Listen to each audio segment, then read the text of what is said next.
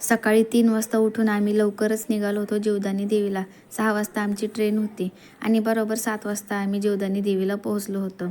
तर ओटीचं सामान घेतलं, थोडंफार शूट केलं आणि पहिल्यांदाच आम्ही जीवदानी देवीला आलो होतो. आम्ही सगळेच, मी सुद्धा पहिल्यांदाच जीवदानी देवीला आले होते आणि खूप ऐकलं होतं की खूप जास्त पायऱ्यात आणि जाताना पण खूप मज्जा येते. तर मग आम्ही जीवदानी देवीला गेलो होतो आणि हा माझा पहिलाच एक्सपिरियन्स होता. तर आम्ही निघालो होतो पायऱ्या चढत चढत जीवदानी देवीला. खूप जास्त पायऱ्या होत्या आणि जाताना पायाला गोळेसुद्धा खूप येत होते.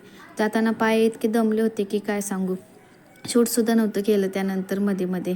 त्यानंतर जीवदानी देवीचं दर्शन पण झालं. तिथं शूट काही करता नाही आलं कारण शूट करायला मनाई होती. त्यामुळे वरती गेल्यावर आम्ही काही शूटच नाही केलं आणि थकलं इतकं जास्त होतं की काही शूट नाही केलं. डायरेक्ट दर्शन घेतलं. 10 वाजेपर्यंत आमचं दर्शन वगैरे झालं होतं आणि त्यानंतर मग वापस आलो. घरी आल्यानंतर स्वयंपाक वगैरे केला, जेवण वगैरे केलं आणि तिथले काही फोटोज वगैरे शेअर केले आहेत. तर आजच्या पुरतं एवढंच. तोपर्यंत बाय.